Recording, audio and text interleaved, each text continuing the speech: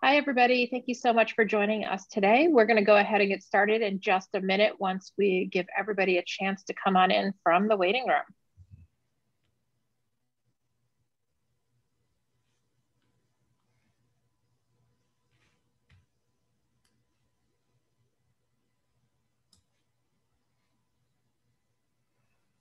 All right, we have a nice big group, so we're just going to give it about another 30 seconds while people come in today. Thanks so much.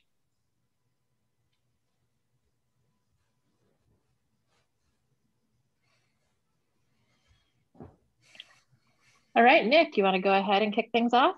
I do. Thanks, Maggie. Appreciate it. Thank you all for joining us today. Appreciate your time and taking some time out of your busy day. My name is Nick Sargent, president of SIA. Today we have a great panel lined up, and I want to have you all get excited about listening to this inclusive marketing effort that we're going to embark on here. We're all at different stages of progress to making this community more welcoming and inclusive for all. In this series of town halls, we're focusing on delivering tactical tips and tools to help you, the end user here. As we each continue on our journey, it's important to lean in on one another as we are all part of the solution. I'm looking forward to hearing from our experts today on what they have learned and are doing or planning when looking at their marketing efforts through an inclusive eye. So just to get things rolling here, a special thanks to our moderator, Dani Reyes-Acosta from Nomad Creative. Thank you so much. Appreciate your time, and thank you for assembling this great group. I'm also pleased to welcome today's panelists. Hannah Abuzaineh, Senior Manager, Social Impact, and the Explore Fund with the North Face. Danica Carey, Director of Operations at Seirus Innovation Accessories. And Eoin Comerford, GM of Outdoor at Walmart e-commerce and CEO of Moosejaw. This town hall will be a conversation between our panelists. We encourage that you submit questions using the Q&A tool at the bottom of your screen. We'll try to get to them at the end if time permits. Otherwise, we will get you some answers in follow-up. So with that, I want to turn it over to Dani, not to waste any more time, and kick this off. Absolutely. Thank you so much for the wonderful intro, Nick. It's such an honor to be in this space with you and with all of these esteemed panelists, all of whom have made such great strides in their journeys, as different and as similar as they can be in the Snowsports world and beyond. And it's just really, really wonderful to share the space with them. So just have to give a shout out to everyone really quick. And I'm wondering if we can do a really quick round to just tell the world where we're coming from, share our pronouns, and then we can jump on into our conversation. Sound good, everybody? So, as Nick mentioned, my name is Dani Catalina Reyes-Acosta. I am the founder of Nomad Creativa, and I am a multi-hyphenate, aka I am a strategist, I am a storyteller, I am an advocate, and I am an athlete. My pronouns are she, her, and I'm coming to you today from the Shoshone-Bannock, Eastern Shoshone, and Cheyenne ancestral lands. Hannah, what about you? Hey everyone, it's so great to be with you today. My name is Hannah Abuzaineh, and Nick, you did an amazing job. I use she, her pronouns, and I'm calling in from the ancestral lands of the Ute, Cheyenne, Arapaho, and many others, also known as Denver, Colorado. Great to be here. I'm Eoin Comerford, he, him pronouns, coming to you from the ancestral lands of the Peoria and Fox peoples, also known as Michigan, which is the home of Moosejaw, where I've worked in Moosejaw for about 12 years, the last 9 of which in the CEO role. So very excited to chat today. Hi, everyone. I am Danica Carey. I use she, her pronouns. And as Nick mentioned, I'm the Director of Marketing Operations for Seirus Innovation, and we are based out of San Diego, California, which is the ancestral lands of the Kumeyaay people. I love it. We're coming from so many different parts of the world. I forgot to mention the modern day name for where I'm based right now is Jackson, Wyoming.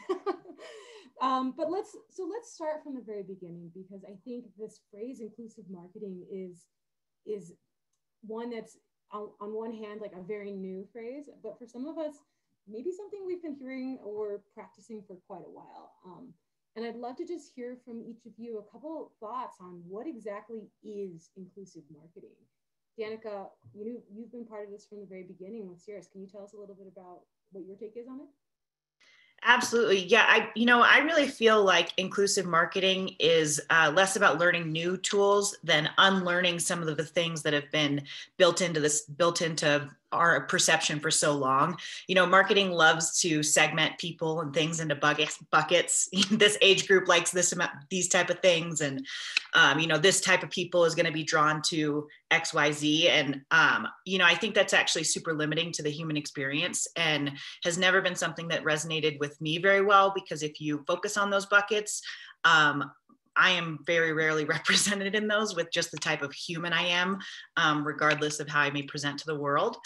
And so, yeah, and even the generational descriptions, Gen Z, Gen X, boomers, all of those are just marketing descriptions. And I think I find them to be a little bit dated at this point. And I think that if we get a little bit more creative and go back into our internal buckets and our internal experiences and direct experiences with other humans, it gives a much more accurate representation of who the people are in the world and that we're trying to talk to.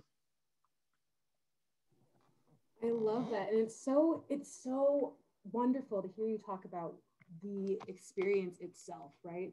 And Eoin, one of the things that I look to Moosejaw as having done really well is crafting that digital experience, right? Thinking about what has Moosejaw done and how has it evolved in the last couple of years? And could you speak a little bit to how you started to perceive and practice inclusive marketing?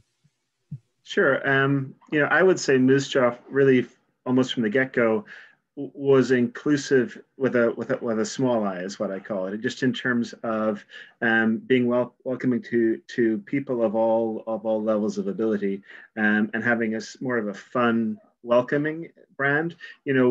Back when I started with Moosejaw in the late aughts, outdoor marketing was almost exclusively what I call man against the mountain. And definitely it was a man generally, and out there, misery, on the side of the mountain. And I think a lot of that has changed overall within the industry. I think more people have come to our way, but then our growth has then been to move beyond just inclusivity with the small I to inclusivity with the big I, and that's something that really hit home for me just a number of years ago, walking the halls of the outdoor retailer and SIA shows, and just how incredibly white our industry is, and realizing it's a reflection not only of our industry but our participation, and that we just have a lot of work to do. Yeah, and I love how you're speaking to kind of the journey, the collective journey that we're all on, right? Some of us have been in it from the very beginning. Some of us are just at that place where I think brands are realizing, we have a lot of work to do and we're not really sure where to go, which is why we're all here today. Hannah, I think what's really cool about your work, and specifically even your background in the impact space, is thinking about how do we link messaging to action. And I'm wondering if you can speak a little bit to what that experience has been like through the lens of inclusive marketing in your role at the North Face. Yeah, that's a great question, and definitely love hearing from Danica and Eoin. I think you hit it on the head in terms of identifying what is the role and how do we participate. So at the North Face, I would say at the most basic level, we believe that exploration is for everyone. And that belief is really what drives and defines our marketing in general. And not to be overly onerous, but just going back to the mission of the brand, we've existed to really serve our athletes, our modern day explorers, and inspire a global movement of exploration. And in order to do this and to do it well, we really have to ensure that we intimately understand who those modern day explorers are, especially in the landscape of a changing world. So we have to understand, we have to reach, we have to welcome, we have to resonate with, and ultimately serve who those people are. So how do you do that? That's a really great question. And one that I feel really fortunate that I get to work on, in my working hours at the North Face. But I would say our definition really comes to life through a threefold approach. And that is one, our focus and connection to community, specifically relationships. And the second is how we action and really kind of bring those relationships forward through our commitments. And commitments being another way you could say that is through resources beyond just funding, like who we are as a brand and all that we can bring to bear. And then the third piece being representation. So I'll unpack that super quickly. But when we talk about community, you know, we were born on the mountains and we have a very deep tie and connection to a very specific time in outdoor culture, but we've also cultivated really beautiful, amazing relationships through our advocacy work. And as of 10 years ago, through our Explore Fund, which is part of what I get to focus on. And the Explore Fund was one of the first grant making initiatives in the outdoor industry at that time, but really was inspired by our community and the needs that they were bringing forth to us and the relationships that we have and the opportunity that we saw to really try to lead and again, bring those resources to bear. And then in terms of commitment, I feel really fortunate that through our leadership, through the team that I work on and the amazing people in brand marketing, we think about commitment not so much as like a one-time moment, but how can we really invest in the long term through the relationships that we have with our partners. So this has been evident through like our 10-year relationships with our Explore Fund grantees, but also through partnerships with like the Trust for Public Land and the initiative that we have to bring public boulders to communities and really engage communities around ownership, around how they connect to climbing.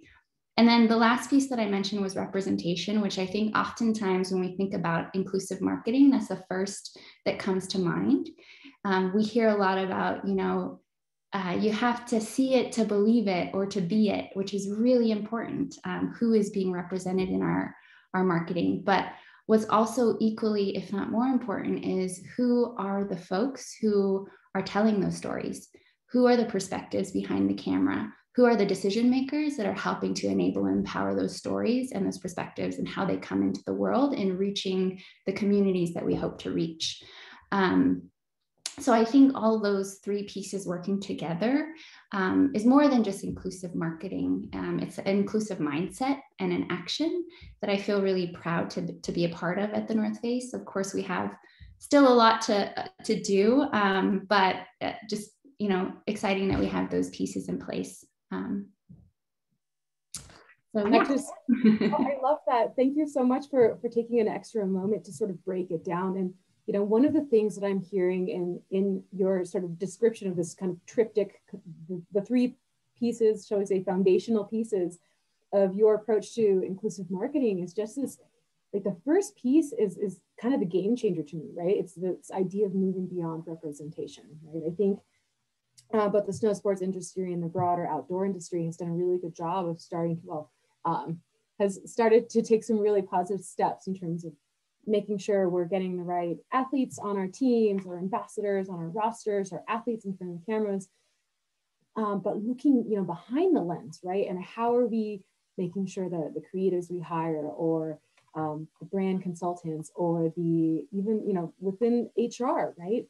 Kind of these are the game changers that can help foster that, as you said, inclusive mindset, because there is inclusive. If we go back to what is inclusivity, it's just one component of a very fun acronym that I remember Jose Gonzalez several years ago put on my radar, which is JEDI, right? Like if we want to be these superpowered JEDI knights, right? Justice, equity, diversity, and inclusion, we have to have an understanding of all of those, right? Representation is a component of all of these pieces, but it is not the end all and be all. So the game changer I'm hearing from you, Hannah, is getting people, you know, into your talent pipeline, getting people onto your freelance rosters, right? Like, is this the tactical piece that I'm kind of pulling away from that? Like, how can other organizations get started?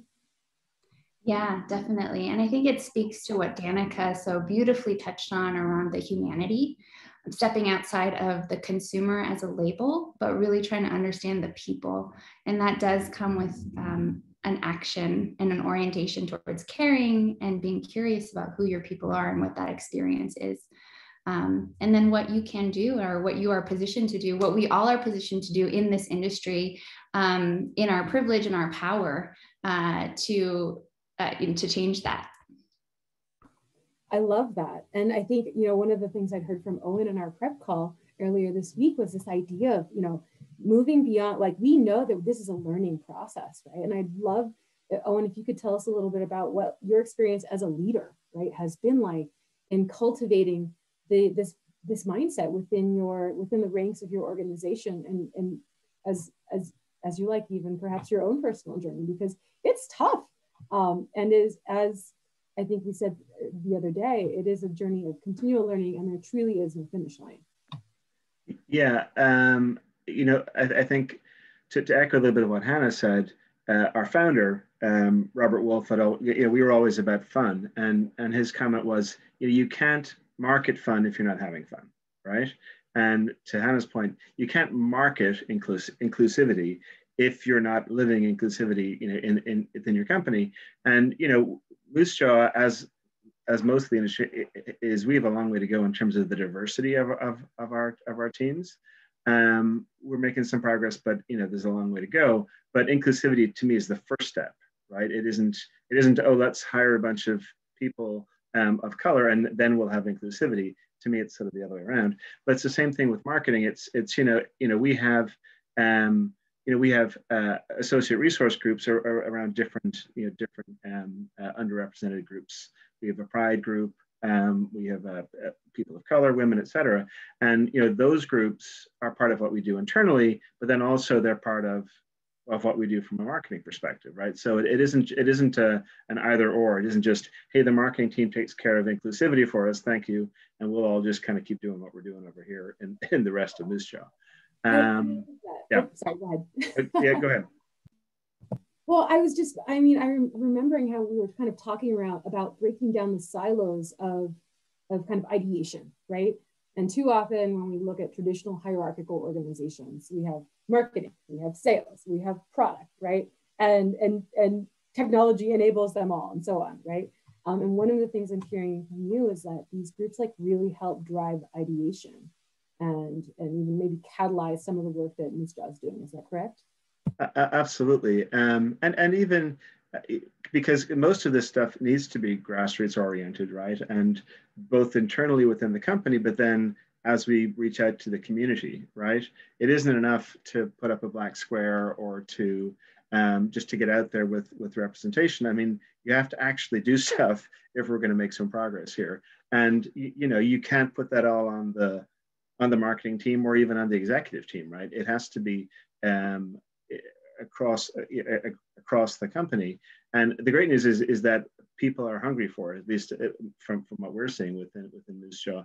People want to be involved, and if anything, they're the ones holding the executives accountable, right? Not the other way around. So it's a good dynamic. May I comment on that? Yeah, please. Because there's so many things that I resonate about that, and also respect Eoin. It's almost like the inclusive marketing piece is like the last layer of the onion, and in the core is really about the transformation that is being facilitated, cultivated, curated, and built from the inside of an organization. And it actually starts on an individual level. Me as a person making a choice to care, and then the internal institution. And I feel really fortunate because we have, I work for a company that's very oriented to this, and VF, our holding company, has done a lot of internal work around our commitments there.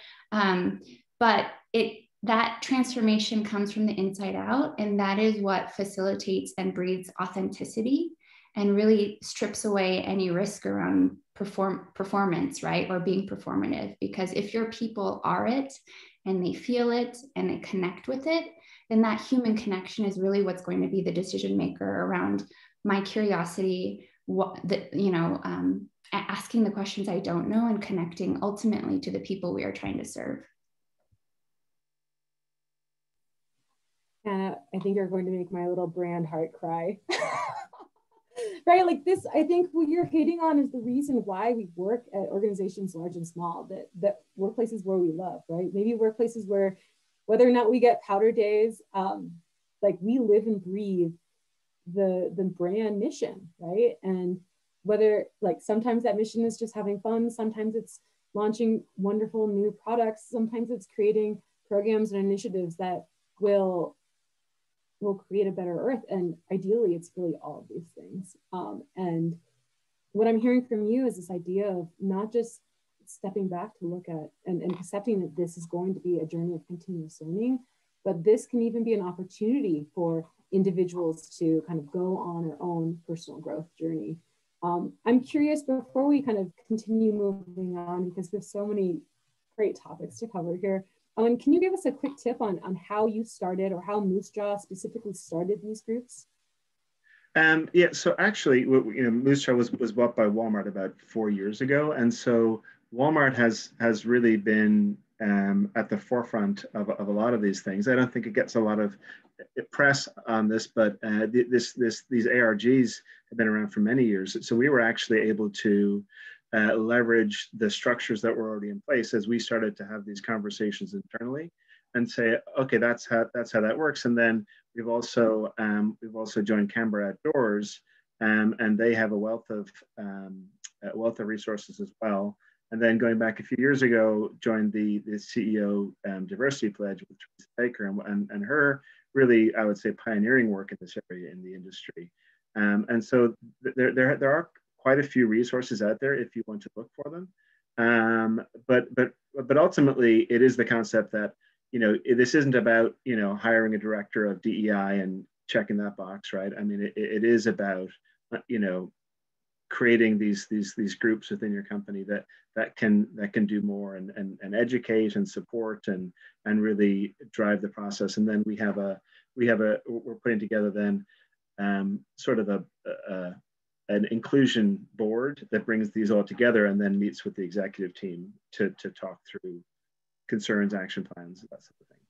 Wonderful. And is this inclusion board comprised of employees that sit on these?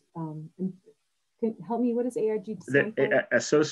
Associate resource groups. Other people call them employee resource groups. Yes, and so that's what we're doing. We're putting that together, and it's not just the leads of those groups, but it's other people who want to be involved. It's all volunteer based. So the punk rock snowboarder in me would say power to the people, but I have to give credit to Western Backcountry and say powder to the people. I mean, come on, we're skiers. So let's I think what we're starting to kind of scrape the edge of this idea of innovation, right? And to me, I think about innovation not just in terms of a new material or a new process, right? Sometimes it's all of these different things. And one of the things I heard from Danica is almost this idea of, I don't know why this is such a groundbreaking thing to say, but looking at people as people that can help our companies do and engage in exciting new work, and that has the ability to help our companies really evolve and innovate. And all of your organizations have really excelled in so many different areas. But for example, this Seirus, I'm looking at just kind of this idea of how you've looked at innovation is really a core part of your organization, right? And how you've had to be nimble, and you've had to learn how to make new products based on consumer needs, and essentially, accept the accessories that you make and the pieces that you make are the foundational component of a snow experience, right? Like, if you don't have amazing gloves, if you don't have cat tracks, you are going to have a bad evening or a bad morning, or even just bad day. I'm wondering if you can speak to kind of that overlap of inclusivity and innovation briefly, Danica. Absolutely. Yeah. And I think one of our reps put it best of that, our product is a way to save your $5,000 ski trip with $15 to $30. Like, if you're cold out there and having a bad time, you're going inside no matter what. So yeah, and our core focus as a business is all about innovation and collaboration. I think to Owen's point of what he was saying earlier, you can't really put it on any one department to figure things out, or even any one company or organization for that matter, especially when we're talking about something as large as, breaking down silos of segregation and actually moving forward in a more inclusive way. But yes, innovation has always been a massive part for us. And I think right now what we're all dealing with is a level of social innovation.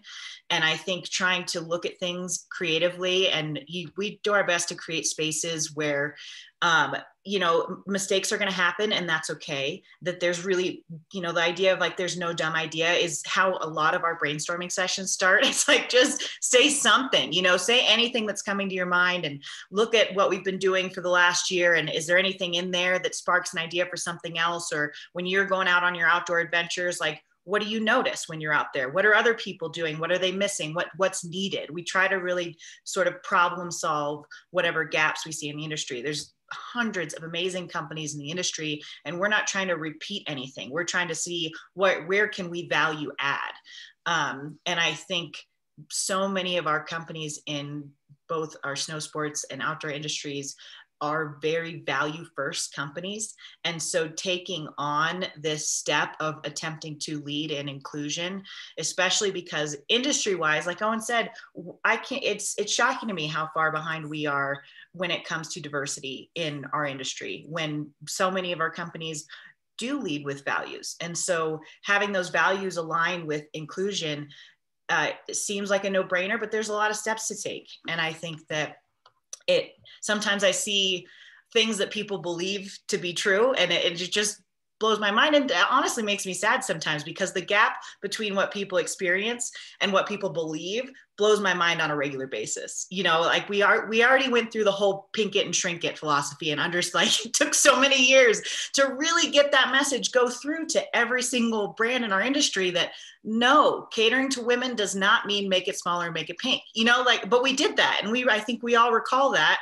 And, you know, I think that there's a lot of guilt and embarrassment that comes around when you realize that maybe you haven't done as much to unwind some of the injustices that we've seen, whether it's in business or in your neighborhood or wherever. I think there's a lot of guilt and shame that comes with that and makes people afraid to take that first step forward. And so I guess that's what I'd say that our company has done a really good job of fostering in our culture, is that mistakes are okay. Like, mistakes are how you learn. Mistakes are how you move forward. There's no such thing as saying something stupid, because something stupid might spark innovation in someone else, that they heard something maybe that you didn't even mean to say that will help them finish and create their thought that they're having. So yeah, innovation and collaboration are big things for us. And you know, I really like the comment that Hannah made about, you know, in our privilege and in our power, you step forward in your privilege and in our power. And so we've just tried to participate on any level that we can with, you know, elevating people's voices that we've seen out there that may not have a platform, collaborating with other people in the industry where you see this person working on that thing and this person has the skill set there, and, you know, trying to be facilitators in any way that we can. I love it. And again, going back to this idea of how your organization has really looked at the people, right? Its own people internally, as well as the customers it serves, right? I think one of the coolest things is to just kind of look at your organization as a case study of how do you drive innovation based on the ideas and the collaboration that happens internally, right? And same thing with all of our organizations. And Owen, I wonder if you can speak a little bit to, you know, knowing that you're such leaders in the digital space, how has, I guess, inclusion been a formative part of the digital strategy that you've seen driven at Moosejaw?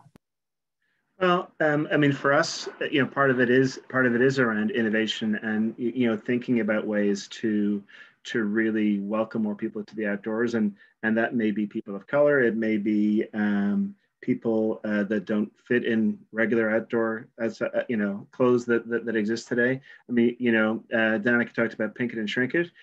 We're actually still we're beyond that main. Kind of, sort of, but we're definitely not beyond that on extended sizes, right? We just, you know, it's sort of, it just, you know, you go up 2 inches, you know, in each dimension when you go up to extended sizes, not thinking about really how it fits and how it looks on people, and you know, encouraging people that need extended sizes to get outdoors. So just other examples of ways that we're not inclusive as an industry, but for us. You know, we're looking for ways to tie the two together. We just actually announced the winners of the Moosejaw Outdoor Accelerator, which is something that we're doing, and we really went looking for founders from underrepresented groups either founders from underrepresented groups or people who would help with improving inclusivity and outdoor participation. We had 10 folks that made the finals. We had over almost 10,000 votes, and the top 4 were just announced. And they're going to go through a big accelerator incubation program with that we're doing in partnership with the ICE Lab in Gunnison. But those are the sorts of things that we're trying to do from an innovative perspective and an online perspective to tell the story of those companies, but also to bring new founders to the outdoor industry. I love that. And this program, and we'll have to put some resources, a link to the program, and for all of us, I love it if we can get our links on our education page after this wraps. But this program, for anyone who doesn't know, and Owen, please jump in here and fill in the blanks here, but it was a really just wonderful way of, I think, activating some of the most innovative ideas in both the snow sports and outdoor spaces. And one of the coolest things, I'd be remiss if I didn't notice or note this, is that, you know, when organizations like yours fund a program such as this and build partnerships with, for example, the ICE Lab in Gunnison, which is tied to Western State University, you're not just putting money into a pot and kind of forgetting about it, right? You're creating a positive feedback loop that is supported by students at Western, right? So those are next gen leaders, as well as the founders themselves, oftentimes who are next gen leaders. And, you know, if we want to look at it going back to a marketing perspective, you're seeing, you know, you're really activating another marketing channel in a way, even as you're doing something that's good for the industry and good for these other organizations. So props to you. I can't wait to see who these winners are or who the next round of finalists will be. Yeah, good stuff. So Hannah, I'm kind of thinking about moving, you know, when I look at some of what, you know, my personal perception of what is the North Face known for, and even just thinking broader on how the industry looks at what you're doing in snow, right? For example, the introduction of Future Light. You know, your organization is really known for materials and these big programs that are just so impactful and you know, frankly, I think like quite enviable for many of the smaller and medium-sized organizations. And while we have these great examples of what you've done, I'm wondering if you can pull out a couple of tidbits for our audience on how you specifically, and in your role or even your team, have been able to tap into some of these big initiatives and programs to bring an innovative perspective like to your day-to-day work. That's a great question. And I want to go back to something Danica mentioned around social innovation. I think that is like the thing that's gotten me most excited as of late. Speaking kind of like, I'll speak in an anecdote and then I'll talk to some of the examples that you mentioned, but you know, simply put, inclusivity breeds innovation. And when you break down inclusivity, what does that mean? It means that people feel safe, feel seen, feel heard, and that we are bringing you know, a diversity of experience and perspective into the space. And through that, like, something beautiful can come. You know, inclusivity, as much as inclusivity breeds innovation, homogeny breeds homogeny. So like you can see this, there's so many stats on how inclusivity supports innovation. One of the things that I'm really excited about right now is, and taking that inclusive lens, I mentioned our Explore Fund has been around for 10 years. It's been our way to partner and support with communities who are, you know, helping reach that vision that we see of exploration for all. And then on the heels of everything that happened last year, I think it became abundantly clear the role that we could play in continuing to strive towards this vision, but also that we have a lot to learn and to gain from including a more diverse and group of leaders and voices and perspectives into this work. And so we announced at the end of last year our Explore Fund Council, which is a new initiative. It'll be kicking off this summer, led by our TNF athlete Jimmy Chin and Lena Waithe, screenwriter, producer, actor. But really at the heart of it, it's our intention to try to collaborate with, learn from, and build and amplify this work with a community of folks who are invested in the space, who are invested in inclusivity in the outdoors, justice, and really an opportunity to amplify and build out and maybe even redefine, bring broader definition to what an explorer looks like inherently through the narratives and who our leaders are, which we will be, announcing in the coming months. So please stay tuned with that. But I'm excited that we have an opportunity, and these leaders are thrilled to engage with us in this work. And I'm confident that it's going to help us propel this work further as we think about exploration for all. So. Oh, I love it. This is great. I mean, I'm getting so excited for the weekend. It's almost time for a big adventure. And I hope I touched on the actual question that you asked. I mean, I think you did. Well, we're looking at when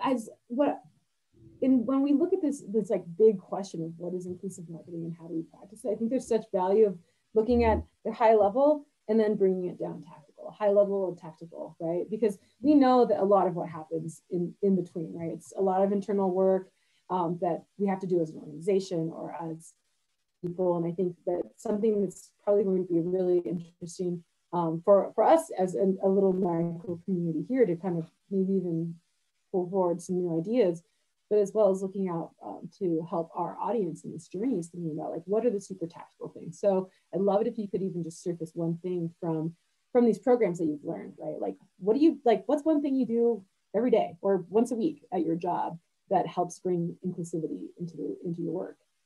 I think it's to step into a spirit of radical empathy.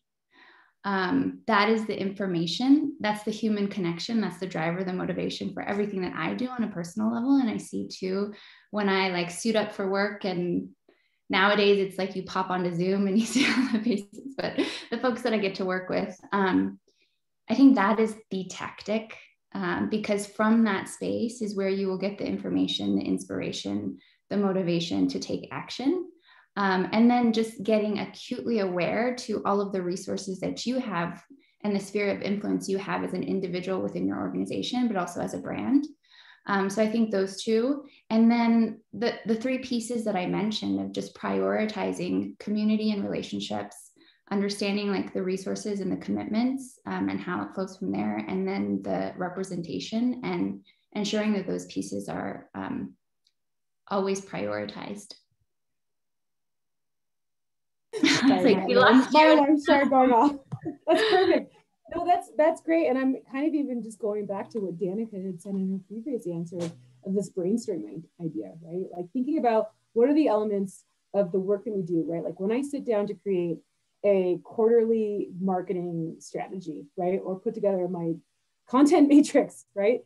That I, as a content strategist, am going to then work with my copywriters, I'm going to work with a photographer, I'm going to share with a creative director, right? Like these are because beyond the meetings, like when we get really tactical about marketing, like at the end of the day, we use not just the tactics and not just whiteboards, but we also use spreadsheets and tools and so on. And I think like Danica had brought up this great idea of, just brainstorming, right? And that involves getting people into a room, and for some organizations, this might be a very different way of doing things, right? Rather than keeping, like as Eoin had mentioned, keeping the work very siloed, right?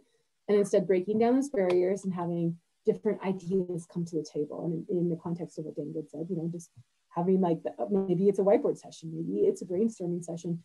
And in a way, it's almost like restructuring the work, which particularly in the time of COVID is really, I think, really causing some organizations to look at how do we work, right? When traditionally, some organizations have been very siloed. And I'm wondering, if we want to look at the tactical space of how do we empower our boots on the ground, right? Like our marketing coordinators, our freelance writers, our photographers, all the people that are activating these big ideas. What's one way each of your organizations has done that? Eoin, would you mind taking the lead here? Sure. Well, I think there's a couple of things. First of all, one thing one point I do want to make is I think that there's a lot of companies out there that they're concerned that they're not far enough along in their journey of inclusivity to talk to it, right, in their marketing. And, you know, we could certainly have taken that stance because we've got a long way to go. But I think if you come to it from a place of authenticity and humility, you kind of can't go wrong, right? Because, you know, you're not going to get called out if you call yourself out, right? So I think that's sort of the first piece of it. The other piece is, you know, I think you have to build it into the process and also look for gaps in the process. I mean, one of the things that we just came across, my team just came back from a photo shoot in Bend, Oregon, and, you know, we're shooting for snow for next year, right? And so they're going and we're saying, well, you know, how do we, you know, can we get some plus size models? Can we show some more size inclusivity? You know, it's really an issue. And we looked into it, we're like, well, we can only get samples from the brands that are small or medium for women and generally just medium for men, right? So it's like, you know, it's those little things that you've got to kind of break down those barriers. And then, you know, you mentioned the calendar. You know, that for us is sort of a way to keep us honest because we actually now have a monthly update that we do to our customers and say, here's the Moosejaw, you know, we call it the Great and Inclusive Outdoors. And it's just an update of here's what we're doing. Not like here's a message like, you know, we're broadcasting or preaching. We're saying, here's kind of what we're doing. Here's how you can get involved, or asking folks, you know, other people out there that we should be amplifying, other people that we should be getting involved with. But having that out there and part of the calendar is actually pretty powerful just to keep the momentum, keep the ball rolling. I love that. And I'm just curious, is the update via a blog post? Is it Instagram? Is it a newsletter link? It's an email. It's an email to all of our customers. I love that. Got to get that marketing funnel at all the levels. Yeah, exactly. It's amazing. When you put it on the calendar, it happens. When you don't, it doesn't. Yes, I also agree. Talk to me about calendars all day long, and you know, there's nothing like a good quarterly marketing spreadsheet to make my little heart sing. Thank you for sharing that. I love that. You know, we've got a few more minutes here, and I want to make sure we're jumping into. We are going to have, I'm pretty sure, a very hearty discussion around our one thing question that I posed to you earlier this week. But before we move to that space of, you know, what does success really look like for you, I want to think about, you know, calling people in, right? Calling in our new customers, reaching out to our new customers, because we've talked about programs, we've talked about certainly internal work that we have to do. And if we say, okay, yes, all of us as individuals, as leaders, as team members, even as individual contributors have work to do, let's say we do that, right? We say, okay, I want to learn, I accept this journey.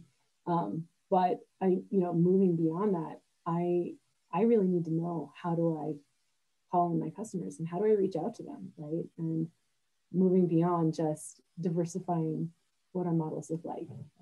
What's one way that you've done that, Danica?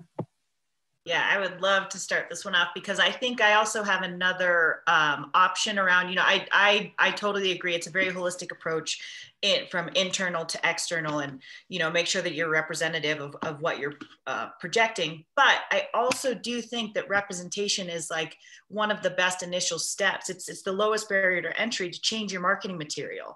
And I see it, marketing and inclusion in general, is at the very least, what you can do is be a part of this whole like diverse looking people are welcome in positive parts of society type promotional tour that's going on. Like that's what we're doing. We're trying to destigmatize beliefs around who it is and isn't showing up or should or shouldn't showing up. And, you know, I kind of want to also use this opportunity to address a question I saw come up in the Q&A that's saying, you know, appreciating that mistakes are okay internally, but how do you respond when and if you're called out externally for making mistakes? And I think, again, joining in the representation in marketing and taking that step, it's going to show you really quick where your customers think your gaps are. and yes, that's scary. And yes, that is technically a mistake, but it's also taking a step. And if you don't know where to start, starting there, and then people are going to let you know. And if it comes out feeling like a call out, you know, I think that we've gotten to the point now where the majority of those trying to move forward recognize that cancel culture isn't the way to do that. So if you do feel like someone's getting canceled, reach out to your personal resources, reach out to your professional resources, and collaborate on how best to move forward. You know, there's plenty of inclusive resources that have made themselves available to our industry that you can look to and try to book someone's time and get some feedback if you don't feel like you have it from internally. So I think the point about mistakes are okay is more of like a human point. Like, you know, don't beat yourself up if you do something that you feel like was a big stumble.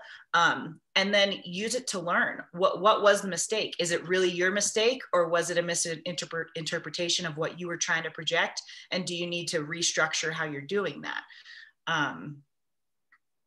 Did I answer your question at all? I think you gave us a very useful digression, or shall we say, sequitur. Okay, great. No, it was good. I think maybe we can probe a little bit. I think that you've started to scrape the edge of a space we'll go to shortly, which is really around brand trust, right? We've talked a lot about authenticity, and I think it's really important to talk about trust, right? Both for people that work internally, as well as, you know, fundamentally our consumers and our customers, and, you know, our lifelong, let's call it members of our brand, right? Because this is a broader question of what is a brand in 2021 and beyond. No, so let's poke a little bit deeper. The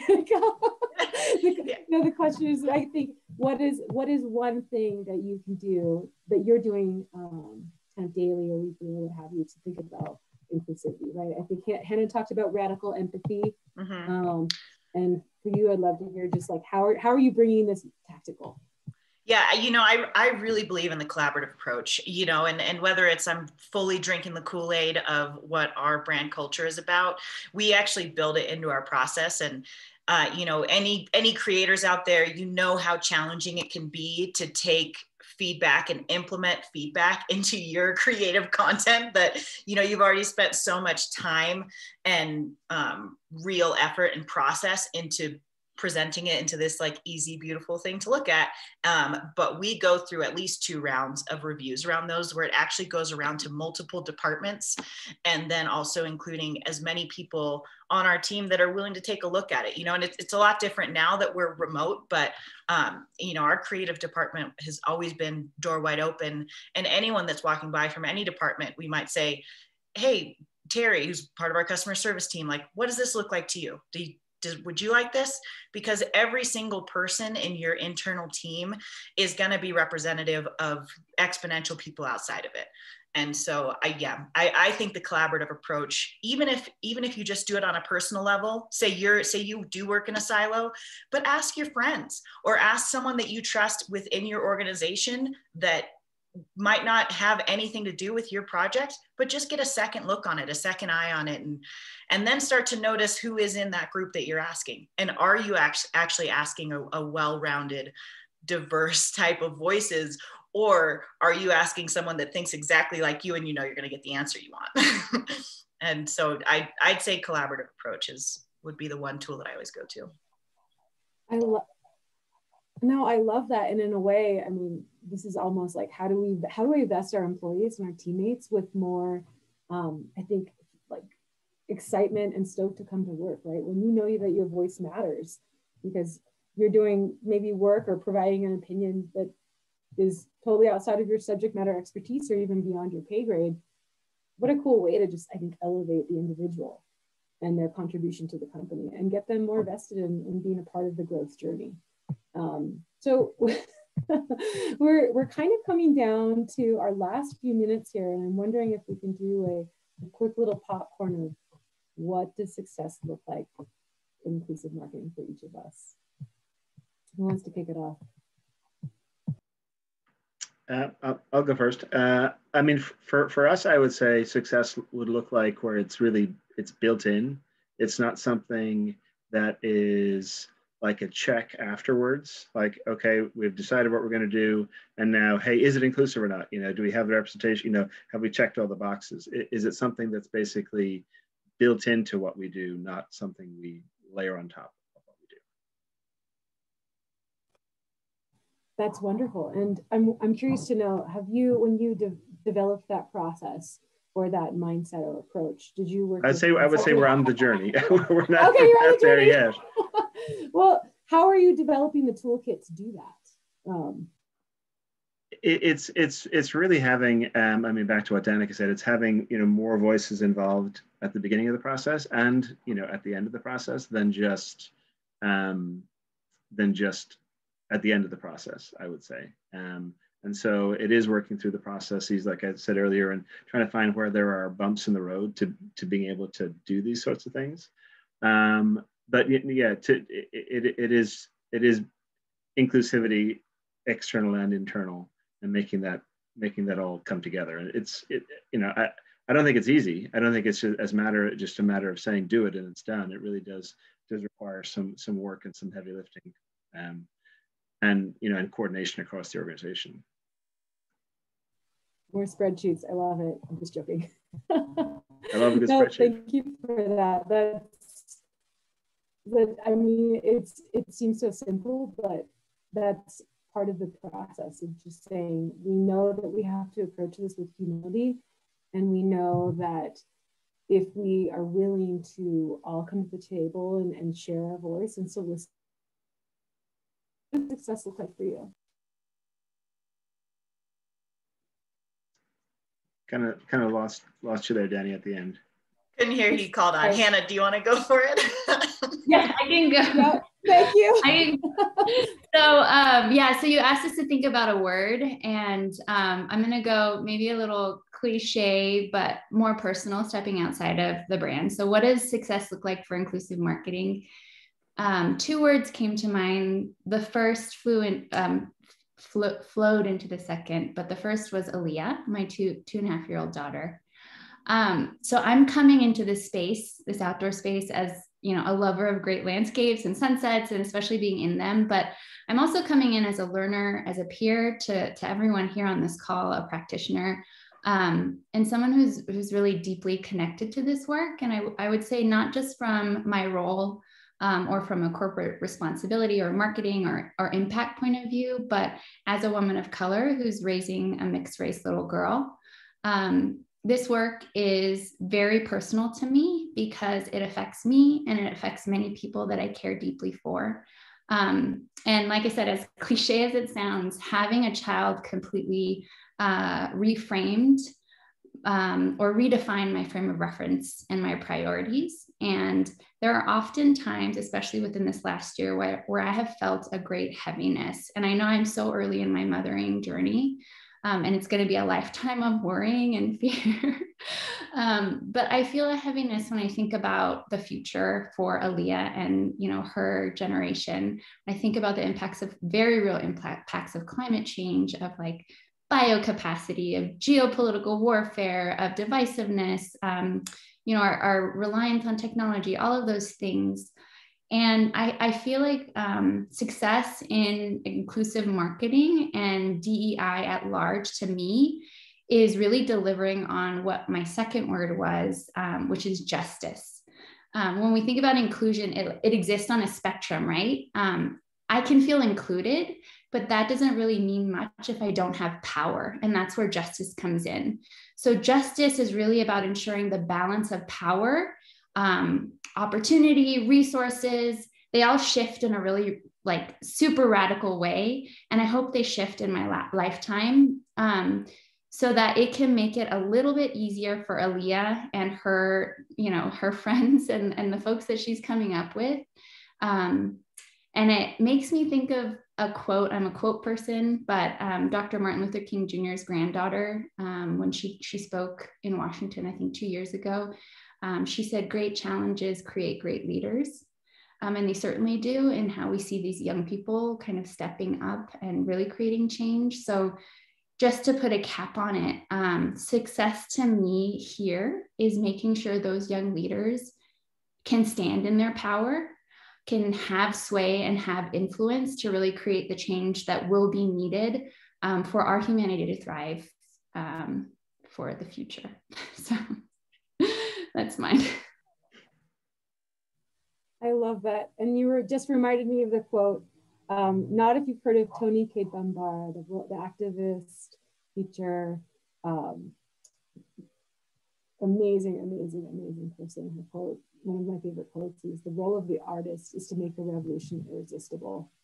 And, you know, fundamentally as marketers, as creatives, like these are spaces that can not just empower us, but empower our, you know, our audiences, and in turn help them create this beautiful, sustainable world that I'm trying not to cry because I really love what you just said. So thank you, Hannah.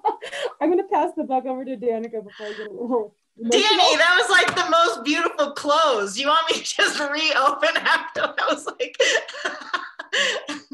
All of that, Danica. Yeah. We have 4 minutes. I'll come up with another one. I guess I'd say, first of all, you know, what all three of you just said is absolutely beautiful and definitely something to aspire to. And I think, you know, Hannah, you're speaking to the heart of what all of us feel like that are pulled to, you know, make this be a real change. I think we've seen attempts over our history, and I think we have all decided collectively that, like, this is the real move. It might not be the last, but we need to make real moves here, and that's what I've seen our industry step up with, and, you know, like Dani said earlier, begin to make some positive changes towards. I think for me, what success would look like in inclusive marketing is that it becomes truly reflective, so that we've got the areas that we go to and that we recreate in are reflective of what we're projecting in our marketing, and that our marketing is reflective of representing what's actually in our outdoor area. You know, it should be bi-directional. And right now, I think what we're asking companies to do, whether they look like that internally or not, is to project that reflection of what we believe that the outdoors should look like. And then there's a ton to be done, like Hannah said, on the justice side. There's advocacy, there's ways to get involved. And I think this is the way that we come together collaboratively as an industry, as the snow sports industry, as the outdoor industry, and look to that. Look at how much we've been representative of emissions towards sustainability. And I think that I would love to see our industry be able to be representative for inclusion as well. I think that we have the tools to do it. I think we've all been shocked when we open our eyes and look at how far the gap is, specifically in our industry, comparatively to other industries across our nation. You know, it's not like we're just realizing there's multiple types of people out there. We see multiple types of people in our lives. And why does it get diluted down when we go into outdoor recreation?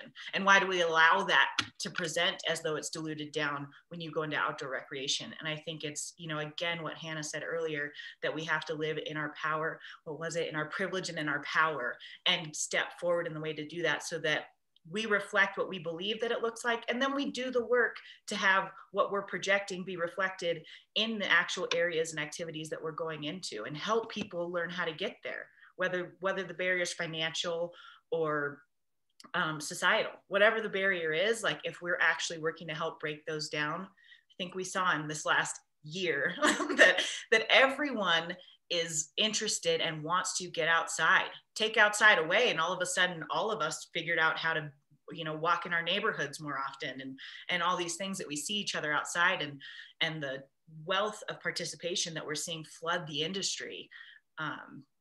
Everyone's out there ready to take part. Yeah, I agree, Danica, what you're saying about those new folks to the industry. This is a watershed moment for our industry, not just from an inclusivity perspective, but just in terms of welcoming all of those new participants of every size, color, religion, what have you, to what we do, and really make this an inclusive industry today. I love it. And to maybe just put a cap on things and thinking about, you know, we're down to the final weeks of the winter, but I think this conversation has been such a wonderful, I shouldn't say final weeks, second winter's coming. We have, next, sorry, I'm Coloradan. But, looking towards next season, right? And the seasons yet to come, there's just so much opportunity that this conversation has given me. And at the end of the day, all I want to do is romp around in the powder with some friends. So thank you, everyone. And I'm going to turn it back over to Nick to close this out. Great. That was an amazing panel. You guys covered a lot of topics. And so a huge thanks, Dani, Hannah, Danica, Eoin, and then all the guests. I love looking at the participants and recognizing who I know and who's here. And those of you who I don't know, I look forward to meeting you. But this is such a great conversation. I'm so sorry that we ran out of time to address all the questions that came in. We certainly are going to use this as a basis for our upcoming town halls. So don't think that we're going to ignore the questions. We use those very seriously. And if you want to share this or go back and rewatch it, recording the town hall will be posted on SI's website tomorrow. So again, huge thank you to all of you. Stay healthy, enjoy the second half of the winter, and have a great day. Appreciate it. Thank you, everybody. Thank you all. Hey guys. Thanks, Thank guys. you. Thank you. Thanks, Dani. Thanks. Take care. Bye.